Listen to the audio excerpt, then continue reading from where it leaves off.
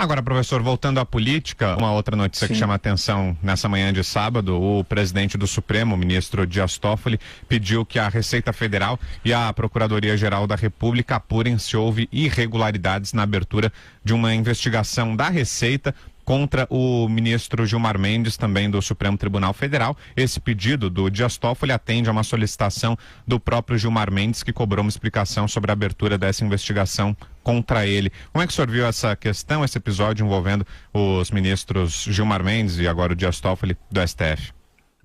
Olha, todos os brasileiros são iguais perante a lei. O Gilmar Mendes se acha acima dos normais dos brasileiros, mas não é.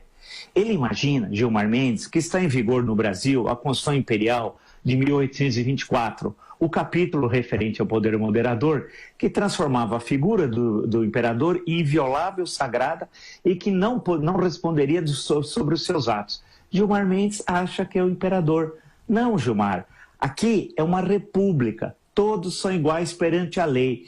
Você não está acima dos outros. Se eu, você, nós, todos os brasileiros podem ser investigados pela Receita Federal, a minha pergunta é por que o Gilmar não pode? Ele está acima da lei? Não. Foi feito algo de ilegal em relação a ele? Não. Se ele tem as mãos limpas, ele e a mulher, as mãos limpas, viu, Gilmar? Depois esse vídeo chega a você. As mãos limpas, não tem nenhum problema. Eu, Marco Antônio Villa, tenho as mãos limpas, viu, Gilmar? Então a questão que se coloca é essa. Ou seja, se o senhor tem as mãos limpas, qual o problema? O senhor acha que está sendo coagido pela Receita Federal? A Receita Federal faz isso com o pente fino com milhões de brasileiros. Por que não pode fazer com o senhor? Volto a insistir, o senhor não é o imperador do Brasil, não há poder moderador, a sua figura não é inviolável, sagrada e não pode recair em nenhum processo. E nós estamos sob a vigência, viu, seu Gilmar, da Constituição de 1988 e não da Constituição de 1824. Sendo assim, todos são iguais perante a lei. Gilmar não está acima da lei e a Receita Federal está dentro das suas atribuições legais. Ponto final. Professor, ainda em relação à política, já tivemos aí a conclusão da primeira semana da nova legislatura, o Congresso já finalizou os trabalhos em relação a principalmente a colocação na pauta de reformas importantes para o país, principalmente o pacote apresentado pelo ministro da Justiça, Sérgio Moro, e a tão sonhada reforma da Previdência.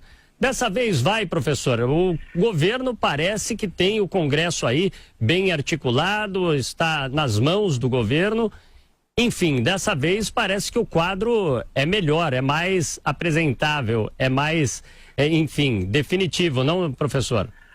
Olha, a reforma da Previdência, há tempos atrás, muitos diziam que não era necessária. Hoje, se discute qual reforma, portanto, demos um passo. Ninguém mais diz que não é necessária. Gente em sã consciência, gente que não delira. Ela é mais que necessária, está claro, para ter a perspectiva no futuro de reequilibrar as contas públicas.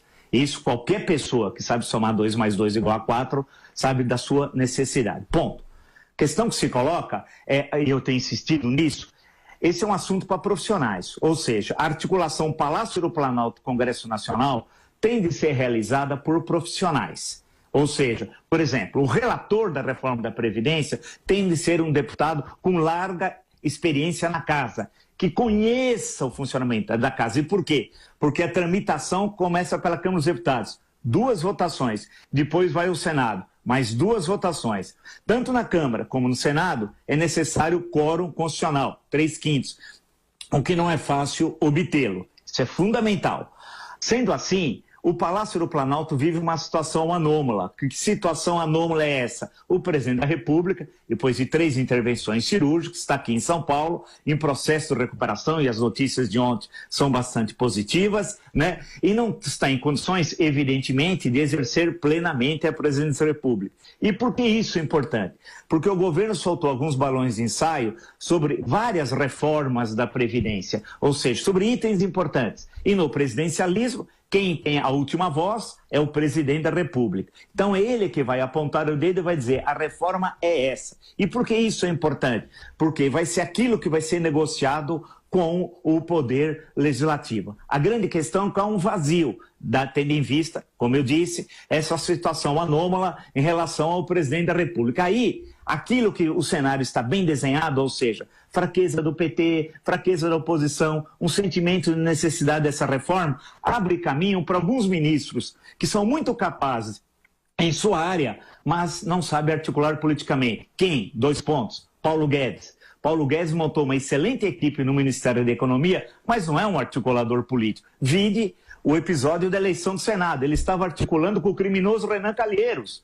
E fez reuniões com o Renan Calheiros, estava apoiando o criminoso Renan Calheiros, quando a sociedade e o Senado não queriam Renan Calheiros. Ou seja, ele fez uma péssima articulação política, que o Davi Alcolumbre acabou sendo eleito no sábado passado, no mais uma cobertura histórica da Jovem Pan, como vimos. Sendo assim, ele deu uma declaração absolutamente infeliz sobre a questão das estatais, dizendo que são filhos drogados, tal. Uma metáfora pavorosa. Ele não sabe fazer articulação política. O local em que ele é capaz é o Ministério da Economia. Então, nessa disputa no interior do governo, ela é muito nociva para que o início do trâmite da reforma da Previdência se dê da forma correta. Ou seja, a questão agora é o retorno do presidente de São Paulo a Brasília, o seu pleno restabelecimento para o exercício das funções presidenciais, e a questão central é da reforma da Previdência. E aí pôr um pouco de ordem na casa. Por que isso é importante? Essa reforma, ela é fundamental, é ela que vai explicar, caso seja aprovada, vai dar as condições para o sucesso do quadriênio presidencial. Ela tem que ser muito bem encaminhada. A sua derrota será a derrota do quadriênio presidencial. A sua vitória será a vitória do quadriênio presidencial. Sendo assim, ela é importantíssima e tem de ser feito por profissionais da política. O senhor citou até um ponto importante, a aprovação da reforma da Previdência, ela pode ser então um divisor de águas, né? A medição de força aí do governo, porque uma reprovação seria caótica para o governo, enfim, uma aprovação já levaria aí a potencialização de aprovar novos projetos, não? Basta acompanhar o movimento do mercado nessa semana que está se concluindo. Né? Houve essa confusão em relação à reforma e os indicadores da Bovespa mostram o índice Bovespa, de forma muito clara. Né? Ou seja, é nessa hora, para mover as peças de xadrez, não é para qualquer iniciante. Por exemplo, pegar um livro de xadrez básico e aprender abertura Rui Lopes, P4R, etc. Precisa ser alguém que domina o tabuleiro, não é qualquer um, nem parlamentar, e nem no Palácio do Planalto qualquer pessoa que se imagina que tenha condições de fazer essa articulação política.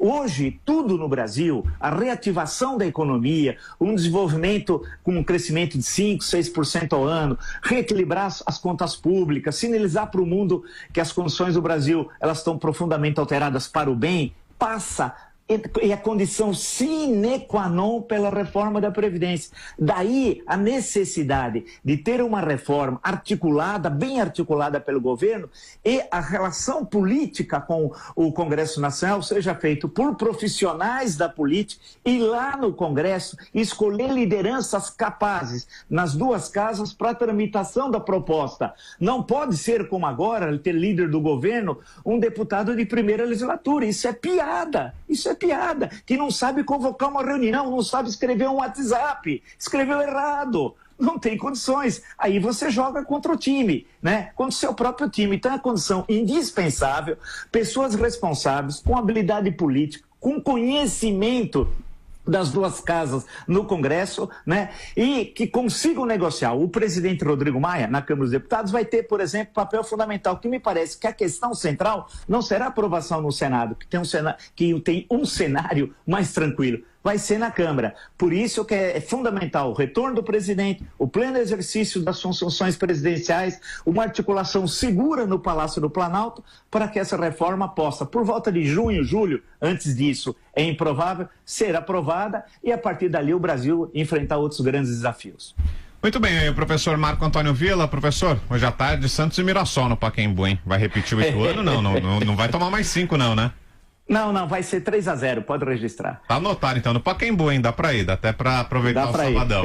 Valeu, professor, até mais, até semana que vem. Até mais, grande abraço a todos.